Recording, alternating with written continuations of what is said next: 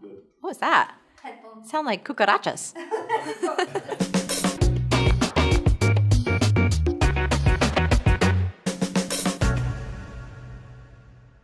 Hey, it's Marie Forleo, and you are watching Marie TV, the place to be to create a business and life you love. And today is Q&A Tuesday, one of the best days of the week. Today's question comes from Lindsay, and Lindsay writes, "Hey Marie, first, you rock. No, you rock. Second, I'm seeking some spiritual advice. Lately, I've been struggling with resentment towards a particular person. I know I need to let go of it, but my gut is telling me not to trust this person because they've burned me before. I don't want this to eat me up inside because I know it'll just hold me back from becoming everything I'm meant to be. How do I let it go and move on when I'm so full of distrust? Do you have any suggestions about how to forgive without forgetting? Thanks so much, Lindsay." Lindsay, this is a fantastic question. Forgiveness is an important topic, and it's a vital spiritual and emotional practice. You know, as Nelson Mandela once said, resentment is like drinking poison and then hoping it will kill your enemies. Now, I personally get my inspiration from others who demonstrate forgiveness in incredible ways. So I think about that guy, Louis Zamperini, the Olympic runner that turned war hero in Unbroken. He forgave the prison guard who brutally tortured him for years. And of course, I also think about the families of those who were killed in the horrific shooting in Charleston, who also forgave the person who murdered their loved ones. That's like Forgiveness Hall of Fame. Now, thankfully, Lindsay, I don't think your situation is quite as extreme, but still, you feel hurt and you feel betrayed. And you're right when you say that not forgiving someone, no matter what they did, will hold you back from being all you're meant to be. Here's the big distinction I want you to get. Forgiving someone doesn't mean that you instantly or ever trust someone again. Forgiveness and trust are separate issues. When you forgive someone, it doesn't mean that you condone their behavior, and it doesn't mean that you're going to tolerate any further abuse or lack of respect. And frankly, even if you fully forgive someone, you do not have to keep that person in your life. Now, Lindsay, you've already said that your gut is telling you that you can't trust this person, and I think it's wise to pay attention to that. Now, if you do choose to keep this person in your life, they're going to need to rebuild that trust with you, and that's likely going to take some time. Now, more importantly, though, realize that forgiveness is not something that you do for the person who wronged you.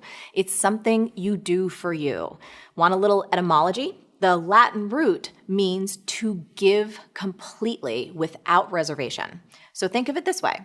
When you forgive, you're giving a gift to yourself, a gift of freedom, mental, emotional, and spiritual freedom. And here's 2 steps to help you do it.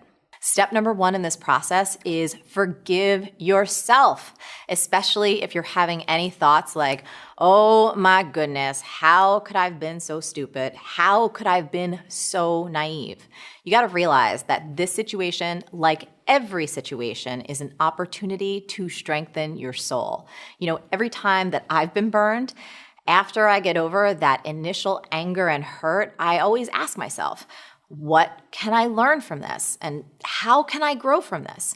And when I ask those wise questions, what comes back are usually some really wise answers. Step number 2 is to forgive the person. Now, I know that this is easier said than done, and there are many, many different approaches to forgiveness. There's a spiritual approach, there's a faith-based, there's a psychological approach. And what I've seen to be the most important step in all of those approaches is willingness. You being willing.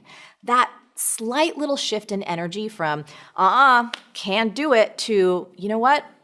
I don't know how, but I'm willing to forgive can radically change everything. And a simple little prayer or a mantra that you might want to practice saying to yourself is this: while I don't know how, I am willing to forgive. Please, God, the universe, Smurf fairies, whatever language suits you, show me the way. Because that simple willingness is often all it takes to melt the walls around your heart and begin to truly forgive. Now, before we wrap up, there's just one more thing that I want to say about forgiveness, and yes, it's a tweetable. Forgiveness isn't a weakness. It's the ultimate sign of courage and strength. That was my A to your Q, Lindsay, and I really do hope it helps. Now, I would love to hear from you. Have you ever wrestled with forgiving someone or rebuilding trust after it's been broken? In terms of forgiving and forgetting, what's worked for you and what hasn't?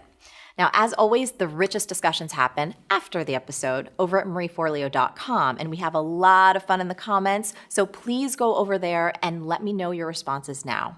Did you like this video? If so, subscribe to our channel, and it would be great if you shared this with your friends. And if you want even more great resources to create a business and life that you love, plus some personal insights from me that I only share in email, come on over to marieforleo.com and sign up for email updates. Stay on your game and keep going for your dreams, because the world needs that special gift that only you have. Thank you so much for watching, and I'll catch you next time on Marie TV. B-School is coming up. Want in? For more info and free training, go to joinbschool.com. A businessy life you love. I don't care. I really care, and I don't care. Hold for the po-po. Oh, spice latte. Oh, Easter egg. Oh, Easter bunny. It's never been a problem before, my man.